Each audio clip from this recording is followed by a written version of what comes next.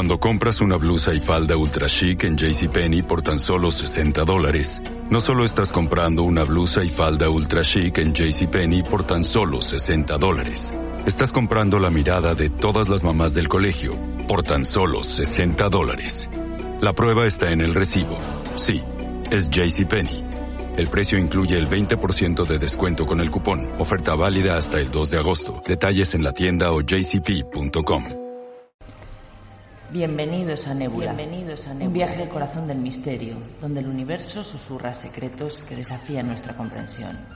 Somos Raúl Sacrest y Patricia Alonso, tus guías en esta travesía por lo desconocido, donde las estrellas no solo iluminan el cielo, sino también los enigmas que guardan. En Nébula exploraremos los misterios que yacen más allá del horizonte, aquellos que se esconden entre las sombras de la realidad y la imaginación.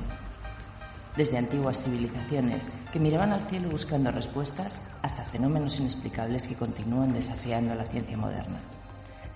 Acompáñanos en cada episodio mientras desentrañamos historias de lo inexplicable.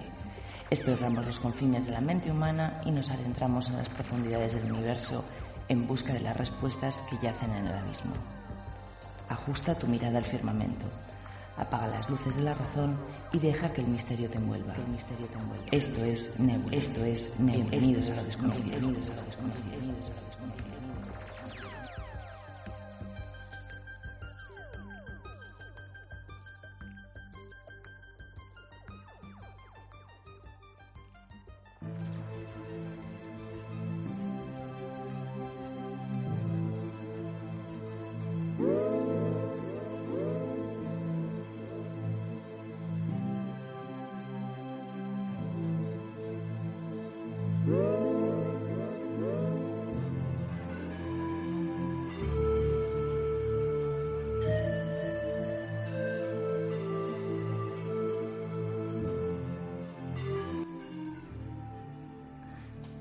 Buenas noches y bienvenidos una semana más a Nébula.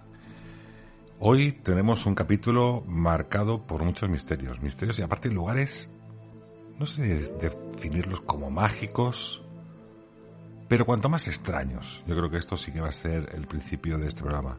Ya en su momento hicimos un programa con el lago de los esqueletos y con el bosque de Joyabaciu. La verdad que tuvo una gran aceptación y esto nos ha hecho mostraros diferentes lugares en el mundo donde parece ser que el misterio es el detonante principal de estos lugares. Así que bueno, antes de todo y primero que nada, saludar a Patricia Alonso. Buenas noches, Patricia Alonso. Buenas noches, Raúl. Buenas noches, familia nebulera. Y bueno, pues nada, un día más agradeceros a todos que estéis ahí.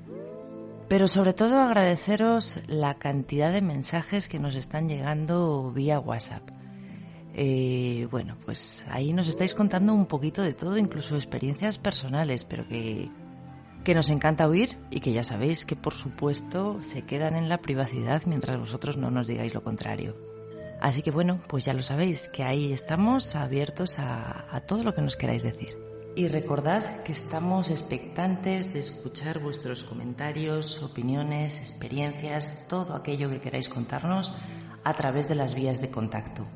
El WhatsApp con +34 si lo hacéis desde fuera de España, +34 613 30 86 97.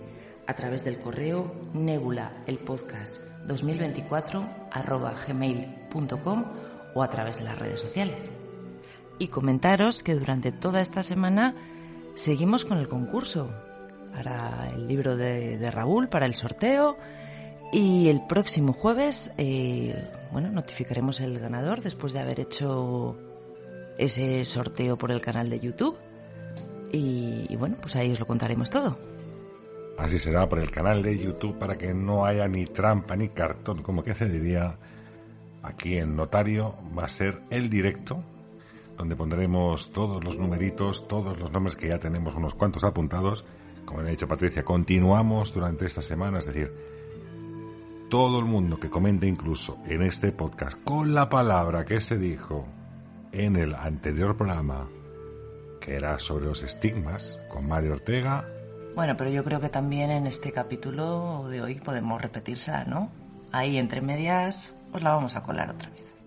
Bueno, pues dicho queda, entre medias pondremos otra vez esa palabra que tenéis que complementarla con un comentario en ebooks, es decir, esa palabra junto con un comentario, el que queráis. De hecho, hay buenísimos. Yo para mí he leído buenísimos y desde aquí doy las gracias a todos por esa mentalidad, esa imaginación que tenéis a la hora de colocar estos mensajes. Bueno, Patricia, empezamos una nueva semana y con muchos nuevos misterios. Bueno, sí, hoy nos vamos a ir ni más ni menos que de una punta del mundo a otra. Fíjate que vamos a empezar en Canadá, con un pueblo fantasma, y después nos vamos a ir ni más ni menos que hasta la India. Allí también a una especie de pueblo abandonado misteriosamente. Pero antes de todo eso, creo que también nos vamos a otro sitio, ¿no, Raúl? Nos vamos a Egipto, parecemos Willy Fogg hoy. Pues sí, nos vamos a Egipto porque es cierto que entre también los mensajes que van llegando aquí a Nébula, entre muchos de todos ellos también nos preguntan por la famosa teoría de investigación científica relacionada en los últimos tiempos sobre las posibles estructuras subterráneas que hay en las pirámides. Y fíjate, valga la redundancia, que llevamos unos capítulos que sin nosotros prácticamente saberlo hablamos de civilizaciones subterráneas. Parece que todo se va relacionando de alguna forma. Yo desde aquí, desde el programa de radio, desde aquí, desde Nébula, desde las ondas, desde este podcast, lo único que puedo decir es que no tenemos datos suficientes al referente de este estudio científico. Los datos que se muestran incluso con esas posibilidades matemáticas, esas ecuaciones, yo tampoco soy de esto en matemáticas, de hecho creo que suspendería matemáticas siempre, con lo cual no puedo decir esa realidad. Lo que sí, un poco lo que explican estos científicos, que no son otros que Corrado Marlanga y Filippo Biondi. Es un estudio que, como bien se sabe, se realiza en el año 2022. No se publica tampoco en ninguna revista científica, sí que es cierto que se publica, pero no en revistas científicas, sino, bueno, las páginas donde se pueden publicar diferentes artículos, podemos llamarlo de alguna forma, pero no con la calidad o supuestamente con el estudio científico. Ellos nos dicen o nos comentan sobre todo que a través de lo que es la tecnología SAR, aquella tecnología que de alguna manera se puede encontrar bajo la maleza, incluso ciudades perdidas en la Amazonía, por ejemplo, utilizando este tipo de tecnología, este SAR, midiendo lo que son las vibraciones de la propia Tierra, pueden llegar a conseguir encontrar huecos en el interior.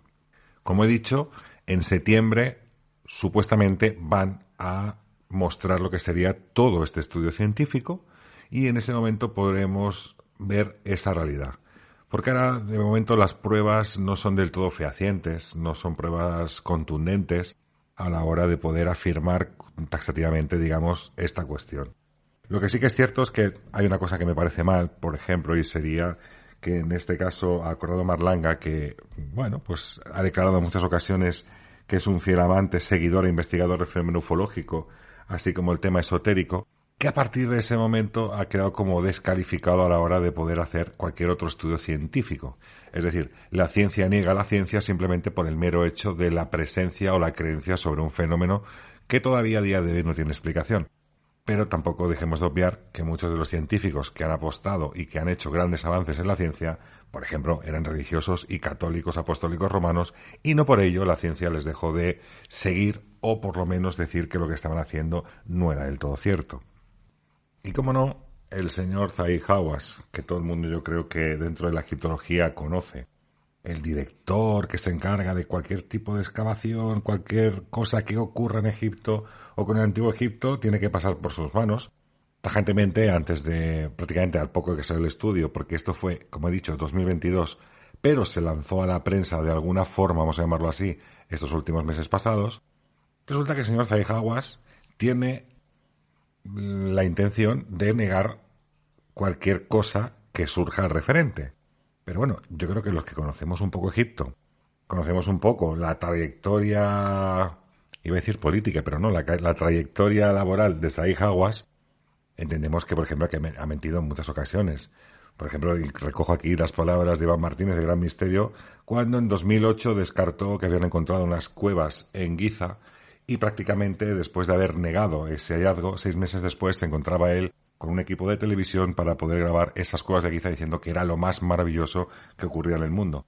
Dado que estas son las sintonías que tiene este señor, pues evidentemente no creo que sea ahora mismo la voz autoritaria para poder negar o asumir o dar la razón o quitarla a nadie dentro de este mundo de la egiptología, por mucho cargo que hubiera tenido en su principio, que ahora debe estar jubilado, pero pese a su jubilación, sigue narrando y sigue diciendo cosas desde el Cairo. Y ante tanta polémica, sí que es cierto que no hace mucho que estoy estudiando también el tema egipcio. Y además, lo comenté con Patricia no hace mucho tiempo, yo creo que incluso fue antes propiamente de esta investigación, y hablábamos del laberinto de Hawass. Pero, ¿qué quiero decir con el laberinto de Hawass? Os explico a los oyentes para que lo entendáis. El griego Heródoto visitó Egipto hacia el año 450 a.C., aquel mismo que también relató cómo era la magnificencia de las pirámides de la meseta de Giza. El relato de su estancia fue plasmado brillantemente para la posteridad en el libro segundo de su historia, de nombre Euterpe, Musa de la Música. Si bien la descripción de la meseta de Gizeh ha sido uno de los pasajes más comentados de Heródoto, no lo es menos el fragmento que hace alusión al célebre laberinto. Su ubicación desconocida hasta el siglo pasado y aún puesta en duda por multitud de investigadores, se encontraba en la región de Hawara, cerca del lago Moeris, tal y como señaló Heródoto. He aquí la descripción que el laberinto proporciona a aquel excelente reportero del mundo clásico que fue Heródoto, uno de los reyes de Egipto. Decidieron dejar en común un monumento conmemorativo suyo y, una vez tomada esa decisión, ordenaron la construcción de un laberinto que se halla algo al sur del lago Meris, aproximadamente a la altura de la ciudad que se llama Cocodrópolis. Ya las pirámides eran sin duda superiores a toda ponderación y cada una de ellas equiparable a muchas y aún grandes obras. Pero la verdad es que el laberinto supera incluso a las pirámides. Tiene 12 patios cubiertos, 6 de ellos orientados hacia el norte y otros 6 hacia el sur, todos contiguos, cuyas puertas se abren unas frente a otras y rodeados por un muro exterior. Dentro hay una doble serie de estancias, unas subterráneas y otras en un primer piso sobre las anteriores. En número de 3.000, 1.500 en cada nivel, de los cuales hay 5. Pues bien, nosotros personalmente pudimos ver y recorrer las estancias del primer piso y de ellas hablamos por nuestras propias observaciones. De las subterráneas, en cambio, tuvimos que informarnos verbalmente, pues los egipcios encargados de ellas no quisieron enseñárnoslas bajo ningún concepto, aduciendo que allí se encontraban las tumbas de los reyes que ordenaron el inicio de las obras de este laberinto y la de los cocodrilos sagrados. Las salas de arriba despertaban un desmedido asombro mientras se paseaba por el patio y las estancias. De las estancias a unos pórticos, de los pórticos a otras salas, y de las estancias a otros patios. El techo de todas estas construcciones es de piedra, al igual que las paredes. Estas, por su parte, están llenas de figuras esculpidas y cada patio se halla rodeado de columnas de piedra blanca perfectamente ensamblada. Contiguo al chaflán en que acaba el laberinto se encuentra una pirámide de 40 brazas, en la que aparecen esculpidas figuras de grandes dimensiones. Y hasta ella hay un camino subterráneo. Según la descripción de este monumento realizada por Estrabón, que sería otro, diría que sería muy similar a Heródoto, encaminó a los investigadores hacia un lugar muy concreto de Egipto. El lago mencionado en los textos fue identificado con el lago Moeris, situado al oasis de Al-Fayum, y la tumba próxima al laberinto con la pirámide de Amenemhat III, de la 12ª dinastía, año 1800 a.C., construida en ladrillo de adobe, secado al sol y que se encuentra junto a las ruinas del laberinto. Tenemos que entender que esta pirámide, que ahora está como medio derruida, por el tema de la erosión propiamente del agua, porque hemos dicho, es de adobe y está medio derruida, pero en el interior, bajo esa estructura, nos encontramos con ese laberinto. Y ojo, que nos están diciendo incluso que las propias pirámides quedan relegadas de alguna manera, o sea, que son muy bonitas, pero que a nivel arquitectónico esto es mucho mejor. ¿Y por qué digo esto? Digo esto por esas cavidades subterráneas que de alguna manera se dice que no existen, o por lo menos que es muy difícil que estén. Pues bien, aquí tenemos lo que sería este laberinto de Hawass. Y este laberinto, el hallazgo, bueno, por unos arqueólogos oficiales, hay antecedentes de estructuras subterráneas similares, como estamos diciendo que es el laberinto de Hawara, y que esto fue el arqueólogo Flinders Petrie, que identificó en 1889 lo que interpretó como los cimientos del laberinto en Hawara. Cuestionó esta teoría, sugiriendo que Petrie consideraba cimientos que podían, bueno, estas son las típicas historias que tienen los propios arqueólogos dentro de este sentido. Pues dicho esta fecha, nos tenemos que ir hasta del 18 de febrero al 12 de marzo del 2008, donde se realiza una expedición llamada Mataja, que es un estudio geoarqueológico, en colaboración con la Universidad de Gante. Esto fue una prospección no invasiva que reveló la existencia de una vasta estructura subterránea, como hemos dicho, cerca de lo que sería el lago Moeris, compuesta por unos muros verticales de gran espesor, conectados entre sí para formar cientos de habitaciones, lo que confirmaría la existencia del laberinto descrito por Heródoto y Estrabón, un colosal complejo de piedra que, según los antiguos, contenía todo el conocimiento de Egipto. Muchos incluso recordarán que se hablaban, no hace mucho tiempo, de aquella biblioteca, la biblioteca de Alejandría, la que se quemó por causas del Imperio Romano. Pero aquí tendríamos la biblioteca egipcia, que contendría posiblemente la historia del mundo. Valga la redundancia, el libro de Enoch que hicimos hace bien poquito, que también tratamos el libro de Enoch en uno de los programas de estos que tenemos para el apoyo nebulero. Así que imaginemos que Egipto es todo un misterio todavía a día de hoy. Esas investigaciones, como he dicho, tienen que dar todas las coordenadas, tienen que dar todas las explicaciones posibles estos dos científicos, estos dos investigadores, al referente de cómo han podido encontrar o de qué manera se basa este estudio para poder decir que están aquellas formas, aquellas estructuras brutales bajo la Gran Pirámide de Keops, y sobre todo decir lo mismo, por ejemplo, que en el caso de lo que sería este laberinto, el doctor Zahi Hawass, que entonces era secretario general del Consejo Supremo de Antigüedades del Antiguo Egipto, también otro hombre que niega la mayor, prohibió divulgar los datos y amenazó con sanciones a los miembros de la expedición. Es decir, encontramos ese laberinto, pero el señor Zahi Hawass prefiere prohibir y no dar divulgación a estos datos que se han encontrado bajo las arenas del desierto en el propio Egipto. Y no contento con todo ello, fijaros, hace poco he estado hablando con Iván Martínez, compañero que también ha estado en varias ocasiones en el Antiguo Egipto. Y sobre todo hay una cosa que me llamó poderosamente la atención, y es que no hace mucho él visitó y tuvo la oportunidad de poder, digamos que, introducirse 100 metros bajo la Gran Pirámide, donde dicen que está lo que se llama la Cámara del Caos. Una cámara que para los egiptólogos es una cámara que no está para nada y no sirve para nada. A 100 metros de profundidad. 100 metros, tal y como lo estáis escuchando. Y cuando llegas a esa cámara lo que te encuentras es un pozo, que tan solo se ha podido, digamos, la expedición, o por lo menos que sepamos, ha podido bajar una persona a 8 metros de profundidad en ese pozo. Pero que casualmente esa cámara contiene pasadizos. Pasadizos que todavía, por lo menos, o no se sabe o no se ha dicho a dónde van o dónde terminan.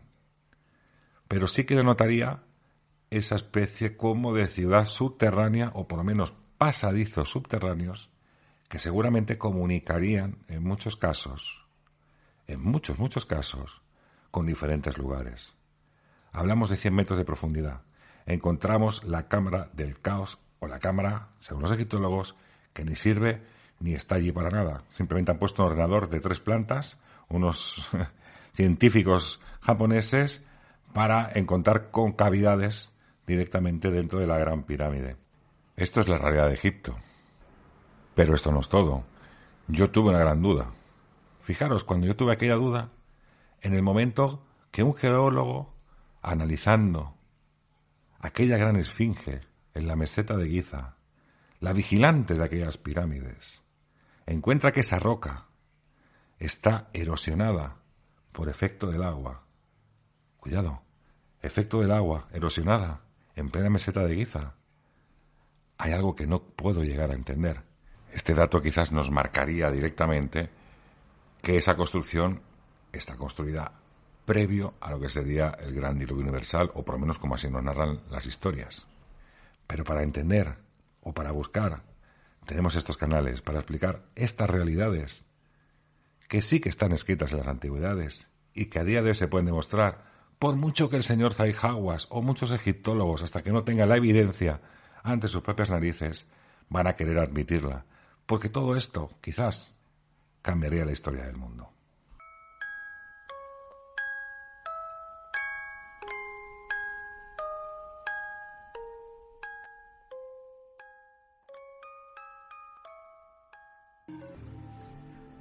En lo profundo de los territorios del noroeste de Canadá, donde el viento corta como navaja y los ríos serpentean entre montañas escarpadas, existe un lugar del que pocos han regresado con vida, y algunos sin cabeza.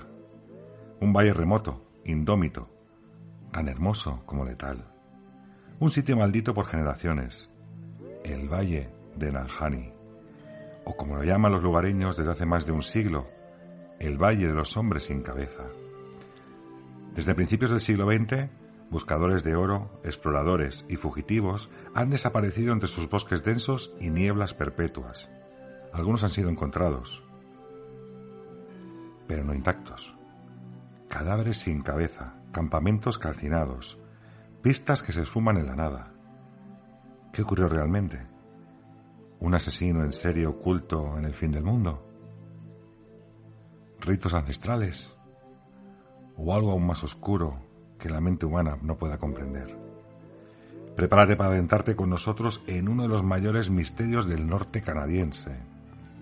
Esto no es solo una historia de desapariciones, es una advertencia. Bienvenidos al primer capítulo de esta serie especial, El Valle de los Hombres sin Cabeza.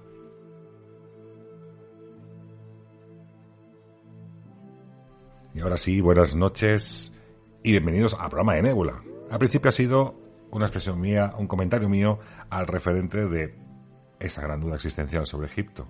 Y ahora ya veis que nos metemos de lleno y viajamos hasta Canadá, lugar en el cual nos vamos a meter de una belleza inconmensurable, según nos comentan todas las personas que han podido visitarlo.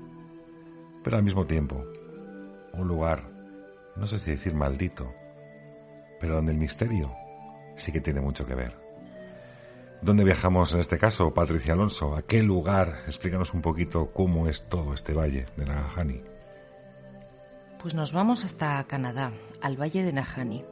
Está ubicado en los territorios del noroeste de Canadá y, como muy bien has dicho, es conocido como el Valle de los Hombres sin Cabeza, debido a una serie de misteriosas muertes y desapariciones que en él han ocurrido desde principios del siglo XX. Es una parte de la Reserva Natural del Parque Nacional de Nahanni, un área remota y de muy difícil acceso, pero famosa por su belleza natural y fenómenos geológicos únicos. Abarca una superficie de 11.602 millas cuadradas y se caracteriza por montañas escarpadas, fuentes termales y el río South Nahanni, que cuenta con las impresionantes cataratas Virginia, que son el doble de altas que las del Niágara.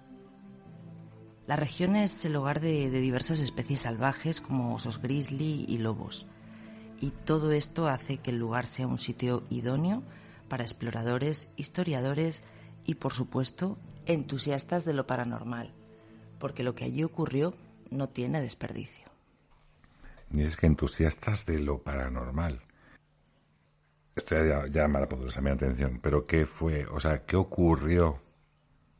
¿O qué casos se han estado dando en este lugar para esos entusiastas del ámbito paranormal? Bueno, pues hoy vamos a ver y a explorar varios casos de los muchos que hay. Pero bueno, el primer caso registrado nos lleva hasta 1906. Los hermanos Frank y Willie McLeod eran dos buscadores de oro que partieron hacia el río Nahanni en busca de una legendaria mina de oro. Era conocida como El Dorado del Norte. Viajaban en una canoa río arriba cuando, de repente, desaparecieron sin dejar rastro. Se hicieron búsquedas, exploradores, pero nada, ni rastro de ellos. Hasta que 2 años después, en 1908, un grupo de exploradores de repente encontró la canoa de los hermanos volcada. Empezaron a explorar la zona y cuál fue su sorpresa cuando encontraron los cuerpos de los hermanos, ya esqueletos, pero con una particularidad: no tenían cabeza.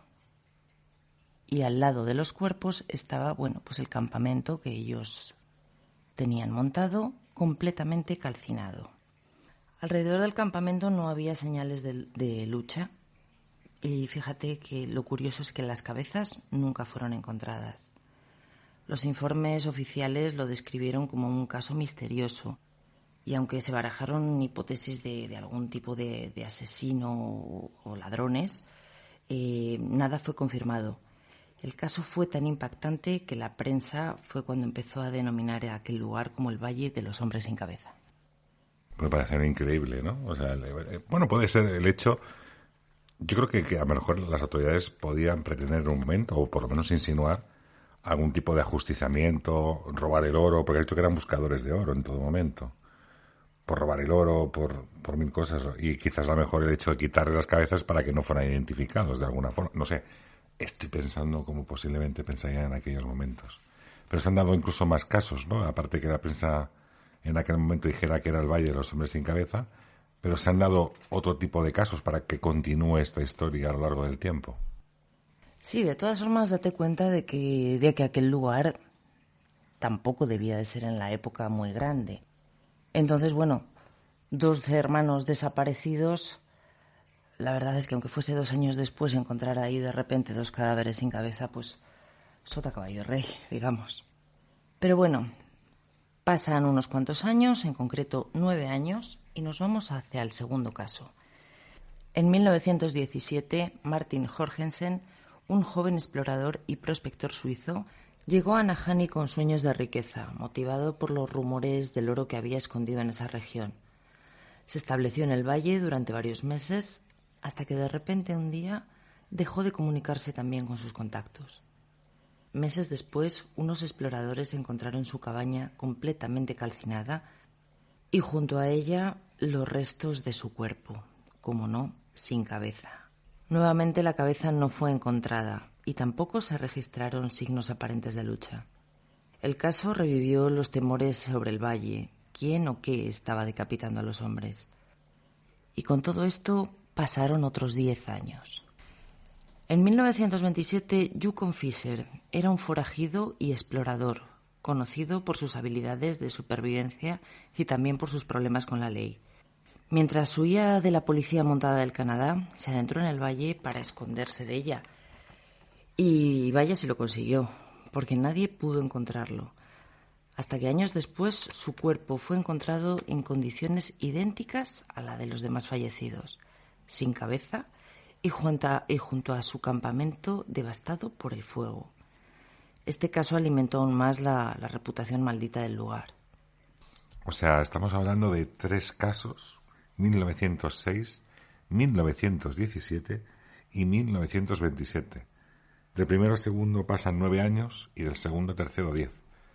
O sea, el promedio medio parece ser que de este tema de crímenes eran de 10 años. Claro, si hablamos de un asesino en serie, pongamos que sea este el ejemplo, hablaríamos que durante 19 años se esconde en este paraje totalmente salvaje a la espera de que alguien aparezca por allí para cometer este tipo de delitos. Porque tenemos más casos todavía en este valle, es decir, ¿cómo se está gestando todo esto? ¿O qué decía la prensa en aquel momento? ¿Qué se decía? Hombre, extraño es, desde luego, que haya un intervalo de tiempo tan grande entre un caso y otro. Date cuenta que esa persona, por muy joven que fuese cuando empezó en 1906, tampoco iba a ser ningún niño. Ahí estamos hablando de alguien ya 20 y tantos años más mayor y lo que nos queda por ver. Porque luego ya nos vamos con otro caso, en un periodo de tiempo más corto. Aquí pasan 4 años. Nos vamos al invierno de 1931.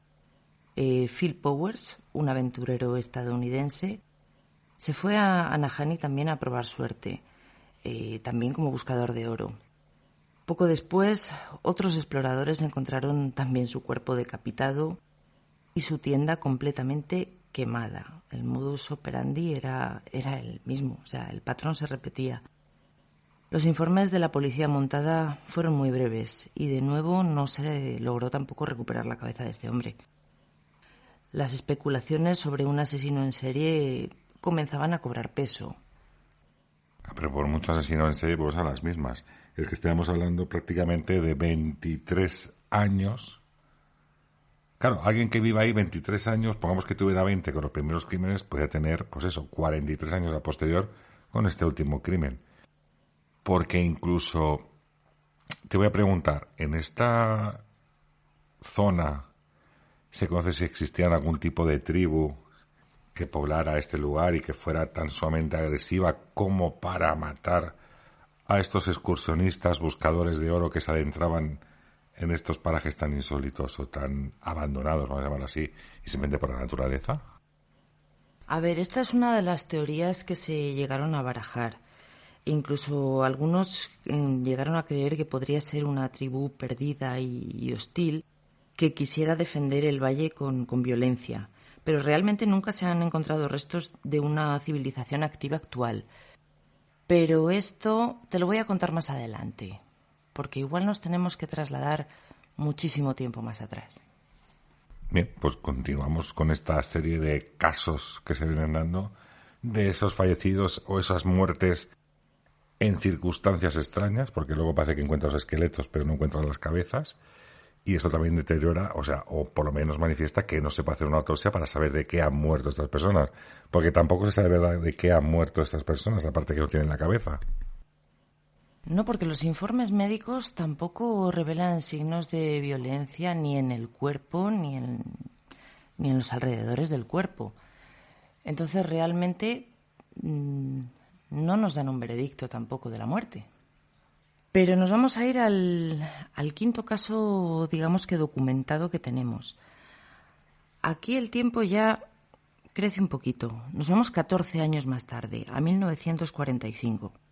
Lo que pasa es que le denominan el caso del hombre sin nombre, ya que fue un hombre que nunca lograron identificar. Posiblemente fuese un aventurero extranjero y fue hallado muerto dentro de su saco de dormir. El cuerpo, obviamente, estaba decapitado y el campamento que había montado alrededor de él había sido destruido por el fuego. La policía describió la escena como inexplicable y, a pesar de lo que hemos dicho, a pesar de las investigaciones, nunca se supo quién era este hombre ni qué le llegó a ocurrir. Imaginemos que si hablamos, por ejemplo, de asesino en serie, insisto con esta idea, nos tenemos que trasladar 14 años más. Es decir, que si sumamos a los 20 los 14 años más, nos vamos ya a los 35 años, ¿no? 35... O sea, una exageración. Es decir, una persona, aunque tuviera 20, si le sumamos esos 23 años más, estamos hablando de una persona ya con los 40 y pico de años en aquella época. Y sobre todo con gente, cazadores, buscadores de oro, que no tienen por qué. Pueden ser más jóvenes y pueden tener lucha. Y que tampoco se encuentra esta lucha o que las personas se defendieran de alguna forma. Es curioso que no se defiendan, parece como si quedaran dormidos, o dentro de que quedaran dormidos, la muerte les encontrara. Bueno, pero piensa que esto no termina aquí, en 1945. O sea, los casos extraños de desapariciones y de muertes llegan hasta 1969. Lo que pasa es que muchos de los desaparecidos nunca han sido encontrados, pero existen reportes de al menos 44 personas desaparecidas en el valle entre 1906 y 1969.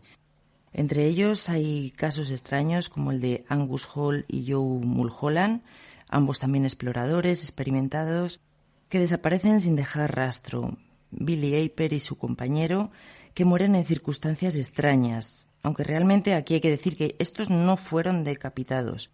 Entonces, bueno, pues también alimenta otro tipo de teorías. Esta cantidad de muertes, fíjate que estamos hablando, has dicho 1969. Empezamos con esta serie de muertes en 1906 Con lo cual estamos hablando de 63 años. Alguien, insisto, lo mismo que tuviera 20 en el primer crimen. Estamos hablando prácticamente de 80 años para matar a estos dos. Es decir, sería bastante complicado. Pero claro, la policía tiene que barajar estos crímenes de alguna forma y de todo ello se generan ciertas teorías. Y aquí creo yo que vamos a esa parte que yo tengo en mente de esa posibilidad de esas tribus indígenas del Canadá. Bueno, como os he dicho antes, una de las teorías podría ser la de una tribu perdida y hostil, una tribu actual, pero de la que realmente no se han encontrado restos. Luego estaría la teoría de los asesinos y bandidos. Podría ser obra de criminales realmente, aunque como hemos dicho es un patrón muy extraño a seguir, ¿no? Una decapitaciones con un margen de tantos años es algo extraño. Podríamos ir a la teoría de la geología peligrosa. Algunos sugieren que el valle podría contener gases naturales que inducen a alucinaciones o ataques violentos. Aunque realmente, bueno, como comentábamos tú y yo el otro día cuando estábamos preparando esto, ataques violentos uno a sí mismo tampoco se corta la cabeza. No, de hecho, uno a sí mismo se podría cortar la cabeza, por difícil que pueda llegar a parecer, pero sí que es cierto que la cabeza quedaría al lado del cuerpo. Es decir, cuando uno se corta la cabeza no tiene la posibilidad de coger la cabeza y esconderla en otro sitio, que en todos los casos realmente nunca se ha encontrado esa cabeza. Pero vamos a incidir un poco. Dices que no hay restos, o por lo menos que no se conocen tribus en aquel lugar. Pero yo sí que he encontrado, o se ha dicho, también la parte de los Dende, que son una tribu que ha permanecido en aquel lugar, pero que curiosamente, investigando incluso, porque ahora tiene una pequeña reserva muy cercana también a esta zona, tiene una pequeña reserva, y hay unas ciertas creencias, y estas creencias nos hablan de diferentes posibilidades, o por lo menos incluso el miedo a que muchos guerreros incluso se introduzcan en este lugar o en esta zona y nunca más vuelvan. Sí, de hecho, aquí empezaríamos un poco con las teorías ya, digamos, también paranormales, que hay que decir que son inquietantes y fascinantes. Esto ha alimentado la leyenda durante más de un siglo. Mira, según las tradiciones orales, el pueblo Dene son los habitantes originarios de la región desde hace miles de años. El valle estaba habitado por una tribu guerrera conocida como los Najá. Estos guerreros vivían en lo alto de las montañas y de forma repentina comenzaron a atacar a las aldeas Dene. Y un día, sin que nadie supiese por qué, los Najá desaparecieron misteriosamente, sin dejar rastro. Los Dene creyeron que el valle estaba maldito y que era custodiado por los espíritus de estos antiguos guerreros o por fuerzas que no deseaban ser perturbadas. Para ellos, las muertes y desapariciones son un castigo por invadir tierras sagradas o profanar secretos olvidados. Otra de las teorías, digamos también paranormales, que se baraja y es popular entre los aficionados a lo paranormal, es que el valle contiene vórtices o portales dimensionales, similares a los que podríamos asociar al Triángulo de las Bermudas. Algunos exploradores incluso han afirmado sentir desorientación, pérdida de tiempo, incluso presencias invisibles mientras estaban internando en estas zonas. Hay incluso testimonios de fallos en brújulas, equipos electrónicos, fenómenos inexplicables que alimentan la idea de que Nahanni podría ser una especie de portal energético, un lugar donde las leyes de la física no se comportan de manera normal. Otra de ellas nos habla de criaturas desconocidas. Una de las hipótesis más populares en los foros es que el valle podría albergar criaturas no identificadas, desde algún críptido como los Wendigo hasta entidades similares al Bigfoot o incluso seres subterráneos que protegen algún tipo de secreto milenario. Varios exploradores han asegurado escuchar gritos en la noche, pasos entre la maleza y movimientos de grandes dimensiones sin poder identificar qué es lo que los causa. La palabra clave es bilocado o bilocación. Pues bien, Patricia, aquí quería llegar yo a los famosos Wendigo, o no tan famosos, porque fijaros que encontramos una especie de animal a lo largo y ancho de lo que sería todo el mundo, que comparte ciertas características. Yo quiero leer la realidad de lo que sería este animal que supuestamente habita en aquellos lugares. Las leyendas acerca del Wendigo son numerosas. En varias historias se cuenta que fue un gran cazador que se perdió en el bosque y que, por alimentarse con carne humana, fue castigado y se transformó en este monstruo con grandes manos, con garras y muy ágil, y que se alimenta de carne humana. A veces se le personifica como el viento sobre las copas de los árboles o como un espíritu. Otras, como un ser musgoso que habita en lo profundo del bosque. Otras como una terrible criatura, mitad bestia, mitad hombre. El Wendigo llama a sus presas por su nombre y cuando éstas oyen su llamada no pueden evitar el correr a las profundidades del bosque y perderse para siempre. En otras se les describe como un espíritu del bosque corpulento y con pelo blanco, que se alimenta de musgo. En otras versiones se cuenta que comía guerreros que se aventuraban demasiado en los grandes bosques, desiertos y helados al norte de Canadá y Estados Unidos, y que se perdían en los mismos. Una leyenda narra que el primer Wendigo fue un mortal traicionado por su amada, que para vengarse la mata y se come su corazón. Sin embargo, en vez de saborear el calor de su venganza, el corazón se le congeló y lo convirtió en una bestia a la que comía corazones. En otras interpretaciones, este ser se describe como un mero acompañante de los viajeros. Cuando una persona viaja sola por el bosque, el Wendigo la sigue y desaparece cuando él mismo se vuelve para cerciorarse de si hay alguien a su espalda. En estas historias el Wendigo es totalmente inofensivo en sí mismo, pero el miedo llega a provocar que el viajero se extravíe en el bosque o se despeñe por un precipicio. Fijaros que además el mito del Wendigo se ha utilizado en la literatura, en el cine y en la televisión. Una de las primeras obras de ficción fue el relato de El Wendigo en 1910. Fíjate, 1906 fue el primer caso, 1910 la primera película llamada El Wendigo de Algernon Blackwood, en el cual aparece como un ser temido por los indígenas de los bosques del norte de América, comedor de musgo y no de humanos. En dicha historia personifica la llamada atávica de la naturaleza, el animal que todo hombre lleva dentro. Asimismo, como el escritor August Derleth del Círculo de Lovecraft y los mitos de Cthulhu, si lo he dicho bien, asocia al Wendigo con el dios ártico Itakua, en el libro Cementerio de Animales de 1984 del estadounidense Stephen King. En la criptozoología, independientemente de películas, cine, televisión y la lectura, la leyenda del Wendigo se suele tratar de relacionar con la variante del pariente, que sea un pariente del pie grande, el tan conocido y famoso Bigfoot, pero no conocido solamente en América, también quizás en la India, que luego también trataremos un tema de la India. ¿Qué tiene de cierto o qué no tiene de cierto? ¿Es posible que a estos humanos el hecho de agraviar de alguna forma o meterse en un territorio quizás donde las tribus indígenas nos dicen que los mejores guerreros acaban desapareciendo, incluso que los Nahanni, que por eso quizás el libro Nahanni, ¿no? El trío Nahanni se denomina por esta tribu, acaba desapareciendo sin más. Quizás tendrá algo que ver este ser y de alguna forma deja esta impronta en aquellos cuerpos. Aquí dice que come carne humana. Quizás esos huesos hallados no serían también comidos de alguna forma, aunque eso quizás dejaría restos en los esqueletos y en los huesos, el roer aquellos huesos seguramente. Y Patricia, ¿encontramos alguna teoría más a desarrollar del por qué aparecen estos cuerpos?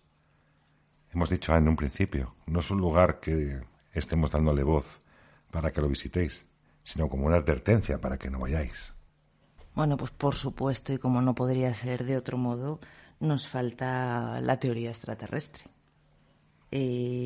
Muchos creen que el valle podría ser escenario de actividad de entidades extraterrestres o interdimensionales, ya que se han encontrado en la zona petroglifos que muestran figuras humanoides con cabezas alargadas y símbolos que algunos creen que podrían representar las estrellas o viajes del alma.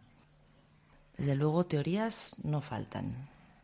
Bueno, también tengo que decir, hemos hablado posiblemente del Bigfoot, el pie grande.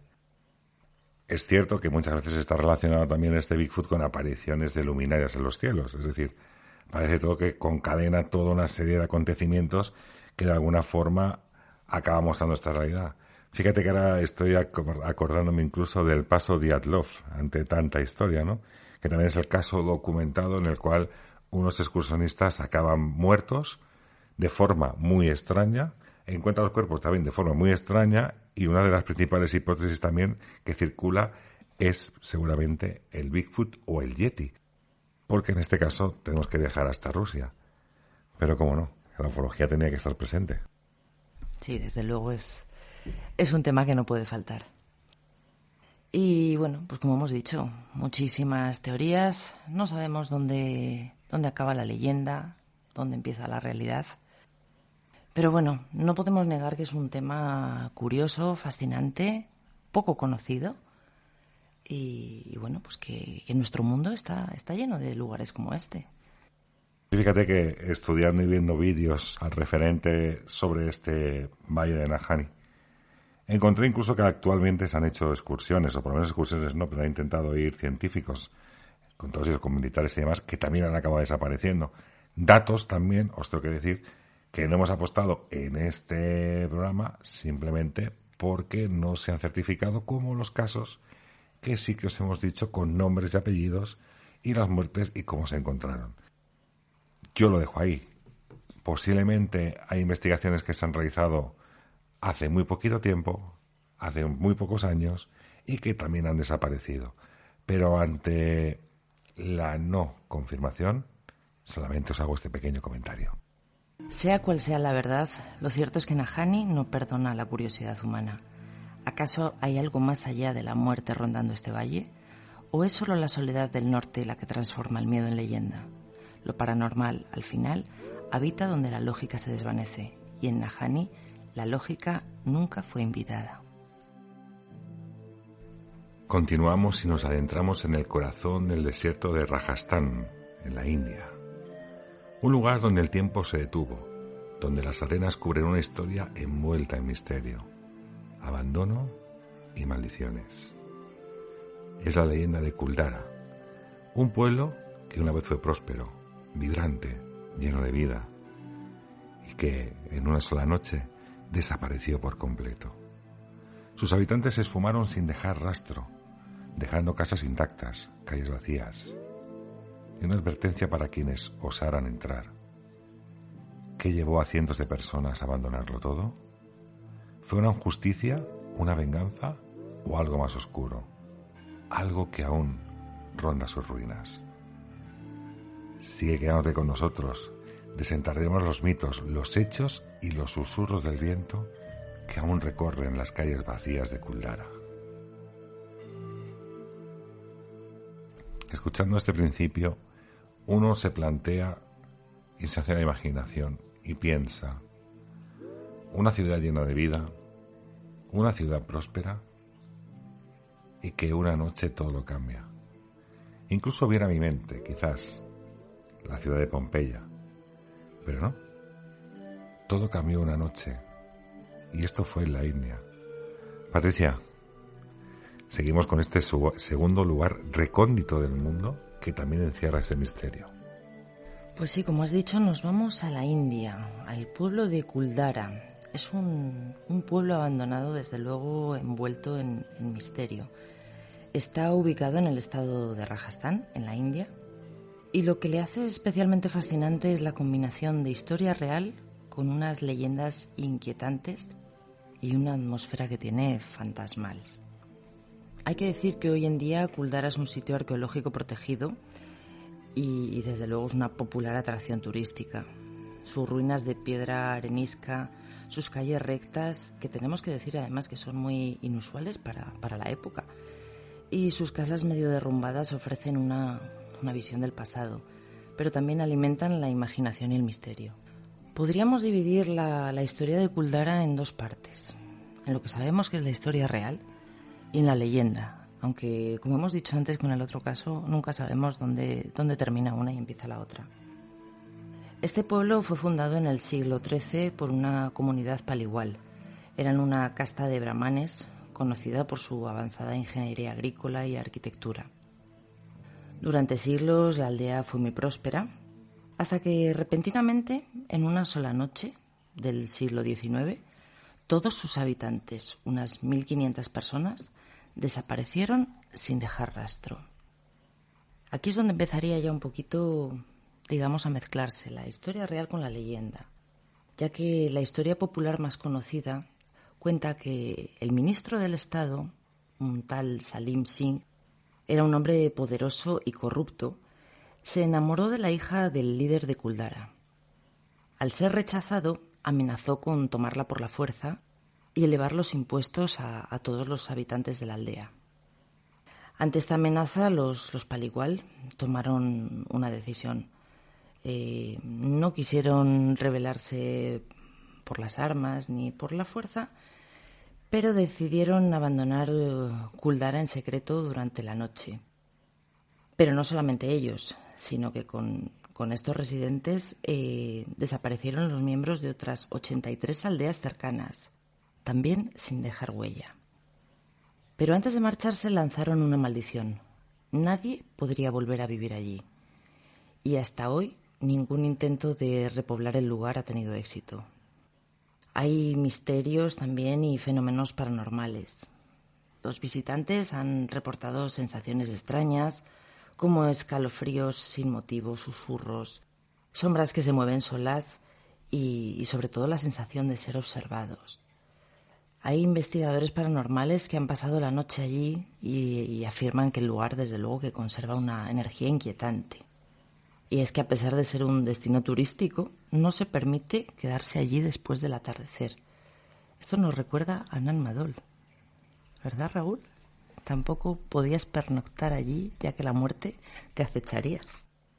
Totalmente, son lugares de alguna forma sagrados. A mí me parece curioso en esta población que dices que no desaparece solamente Kuldara, sino que las poblaciones de limítrofes, es decir, en el propio entorno. Me parece curioso porque desaparecer personas, yo entiendo que se pueden mudar, bien sea por el hecho que se viene contando, se viene narrando, pero acaban en otras poblaciones. Lo curioso es que no se sepa nada de toda esta gente, es decir, ¿dónde acaba toda esta gente? ¿En qué ciudad? ¿En qué villa? ¿En qué pueblo? ¿En qué lugar? Pero parece que solamente queda lo que sería aquella descripción o aquella amenaza de nadie puede pasar la noche en Kuldara. Simplemente porque la gente quizás desapareció, sin más.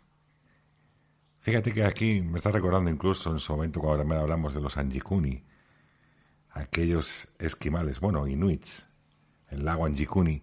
Pero bueno, esto también es un caso muy potente de desaparición de toda una tribu, es decir, parece ser que a lo largo y ancho del mundo ha habido ocasiones en las cuales han desaparecido tribus completas, de cientos o incluso de miles de personas en muchas ocasiones. Y en la India. Y luego me he ido también a la parte donde están los inuit. O sea, me parece un poco brutal todo esto. Bueno, es que realmente ha habido varios casos muy relevantes. Se me está ocurriendo ahora también, por ejemplo, el caso de Roanoke en Estados Unidos, que es un clásico. En el siglo XVI, 115 colonos ingleses desaparecen sin rastro y solamente dejan una palabra escrita en un árbol tallada, Croatoan. Nunca se encontró evidencia de dónde fueron, qué fue de ellos, nada. Como has dicho tú, tenemos también a los Anjikuni en Canadá, el pueblo esquimal perdido. Fue en la década de 1930, donde un cazador que visitaba regularmente el lugar informó que todo un poblado inuit de unas 30 personas había desaparecido, sin signos de lucha. Las comidas estaban servidas encima de las mesas. Los perros que tiraban de los trineos estaban muertos por inanición, o sea, nadie los había dado de comer. E incluso, esto es curiosísimo, los muertos que estaban enterrados en el cementerio también los habían sacado, habían desaparecido de sus tumbas. Eso solo puede producir el miedo, es decir, el miedo entre comillas, porque es un miedo momentáneo, uno sale corriendo y nunca mira hacia atrás. Pero si tienes que desenterrar a tus fallecidos, la tarea se complica. O sea, desenterras a los fallecidos, pero al mismo tiempo dejas atados a los perros, como tú bien dices, mueren de inanición, en este caso los Anjikuni, pero que al mismo tiempo, entre ellos se acaban devorando propiamente unos con otros del hambre que llegan a pasar esos animales, es decir, del tiempo que tarda este mediador, este colono de alguna forma, o que le compraba ciertas cosas. Pero es que además, en el tema de los Anjikuni también se dejaron las armas, incluso los propios botes, los kayak creo que se les dice, los kayak también estaban amarrados directamente en aquel lago. Cosa que para ellos se ve que esto es como muy sagrado, no nos van a dejar atrás todo esto. Pero sí, hay muchos casos de este tipo de desapariciones. Y Kuldara, encima le añadimos también los fenómenos paranormales que también están contando, como dice Patricia, esos investigadores, esas presencias, manos y golpecitos que te van dando. Bueno, ya sabes que en este tipo de casos ese tipo de teorías nunca falta.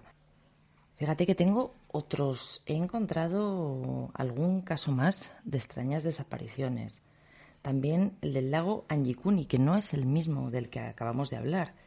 Es, digamos, otro poblado cercano que ocurrió exactamente lo mismo allí en Canadá, que también desapareció. Tenemos Joer Verde, en Brasil. Supuestamente fue en el año 1923. Buscadores de oro. ¿Sí? ¿Eran buscadores de oro? Pues sí. Fíjate, cuenta la leyenda que fueron 600 personas las que desaparecieron de este pueblo brasileño sin dejar rastro. Las casas estaban intactas, al igual que en el otro caso que hemos contado, la comida estaba puesta en la mesa, pero todos sus habitantes habían desaparecido. Lo único que se encontró fue un mensaje pintado en una pizarra, creo recordar, en la escuela, que ponía: "El fin está cerca". También podemos encontrar el caso de Ubar, en Omar, lo que llaman la Atlántida del desierto. Esto debió de ser una desaparición mítica, mencionada en textos antiguos como una ciudad próspera en el desierto arábigo, que habría sido tragada por la tierra o sepultada por una tormenta de arena por desafiar a los dioses. Y fue redescubierta en los 90 mediante imágenes de satélite. Incluso podríamos tener también en Brasil la ciudad perdida de Zeta. Un explorador, Percy Fawcett, en 1925, desapareció en la selva amazónica buscando una civilización desconocida que, según creía, había existido en el corazón del Amazonas. Nunca se volvió a saber nada de él. Algunos creen que encontró o se perdió en una ciudad olvidada. Imaginemos lo que es el mundo, lo que son los misterios y lo que son las desapariciones. Aquí hablamos de desapariciones, no sé si escabrosas, por decirlo de alguna forma, pero por lo menos sí multitudinarias. Es cierto que tenemos miles de casos de desapariciones, de gente que desaparece sin más. En ocasiones el tema del homicidio viene a colación siempre de todo este tipo de desapariciones. Pero en otras es cierto que las desapariciones son cuanto más extrañas y el homicidio no se cuenta como una pronta posibilidad, sino simplemente una desaparición sin más. Yo creo que quizás también podemos tocar en alguna ocasión aquí en Nebula este tipo de desapariciones que son muy curiosas. Pero volviendo al tema principal, en este caso que hemos tratado con Nebula, pese a que hemos hecho una recopilación de diferentes desapariciones, volvemos a Kuldara. Imagino que habrá teorías o por lo menos habrá explicaciones a qué pudo pasar para que esta gente desapareciera sin más. Sí, obviamente hay unas cuantas teorías, digamos, más lógicas. Por ejemplo, Rajastán es una región desértica y aunque los Paliwan eran expertos en la gestión del agua, los recursos probablemente se volvieron insostenibles con el tiempo. El cambio climático, la desertificación o la sobreexplotación de pozos podría haber obligado a las familias a migrar. Algunos investigadores creen que un terremoto o algún desastre pudo haber destruido la infraestructura, haciendo imposible continuar viviendo allí. Sin embargo, no hay evidencias claras de esto, lo cual, irónicamente, nos hace más atractiva la teoría de la desaparición mágica. Podría haber existido una combinación de presiones fiscales extremas, conflictos con gobernantes locales o disputas con otros pueblos. En lugar de someterse, los Paligual habrían decidido marcharse, quizás en forma de protesta masiva o como acto de dignidad colectiva. También podemos barajar la teoría de las epidemias o enfermedades. Es una teoría menos mencionada, pero no imposible, ya que una epidemia mortal los habría obligado a dejar el pueblo para evitar contagios. La falta de registros médicos o evidencia visible deja esta idea en un terreno, digamos, especulativo. Podría haber sido una migración organizada. Algunos historiadores creen que los Paligual simplemente se trasladaron a otras zonas, probablemente de forma planeada, llevándose todo lo esencial, y que la maldición fue una historia creada después para proteger el lugar de saqueadores o invasores. Posiblemente cualquiera de estas teorías, o a lo mejor, pues una suma de varias de ellas sea lo más probable, pero no vamos a negar que nos gusta más, digamos, que las teorías paranormales.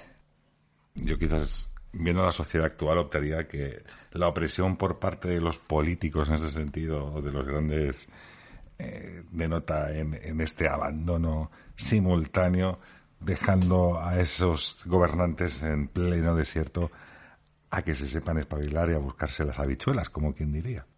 Que yo creo que sería una buena opción en muchos partidos políticos y en muchos políticos. Desde aquí, con todo el cariño del mundo, como siempre venimos diciendo. De todas formas, el imaginar, o por lo menos de alguna forma, que los pobladores ejerzan o realicen una maldición sobre un poblado o una población abandonada que supuestamente ya no tiene ningún tipo de recurso, también me parece algo ridículo a la hora de poder hacer. Es decir, ¿qué más da si la gente se ha marchado y se ha llevado todo lo que poseía? Lo que van a encontrar son prácticamente unos muros y ya está. Y sobre todo unos muros además derruidos, como se puede ver en las imágenes. Y así, entre las arenas del desierto de Rajastán, se esconde la silenciosa historia de Kuldara, un pueblo que eligió la dignidad antes que la sumisión, el silencio antes que la injusticia. Más que una leyenda, Kuldara es un eco del pasado que nos habla del coraje, de comunidad y del peso de las decisiones que perduran más allá del tiempo. Caminar por sus ruinas es sentir la presencia de un pueblo que, aunque desaparecido, se niega a ser olvidado, porque a veces los lugares abandonados están más llenos de alma que los que están habitados. Gracias por acompañarnos una semana más en este viaje y recordad, hay historias que no están hechas para ser explicadas, sino para ser sentidas. Buenas noches, nebuleros, nos escuchamos en 7 días. Qué mejor punto y final en este nuevo programa. Recordar incluso que tenemos por ahí la palabra mágica, ha surgido aquella palabra mágica que podéis poner comentario, y la semana que viene haremos el concurso. Yo creo que podemos hacerlo día miércoles, un día antes de que se pueda realizar el programa. Bueno, ya veremos de cuándo hacemos el concurso, pero dejamos esta semana abierta para que podáis participar. Recordar una frase con la palabra que hemos dicho en algún momento del programa o del programa anterior. Los que ya estáis anotados podéis comentar. No hace falta que pongáis esa palabra. Simplemente podéis comentar aspectos y diferencias o lo que queráis sobre este. Como bien ha dicho Patricia, nos escuchamos dentro de 7 días. Nébula volverá desde el firmamento hacia la tierra para narrar esos misterios que tanto nos gustan y tanto nos apasionan. En 7 días volvemos. Hasta luego.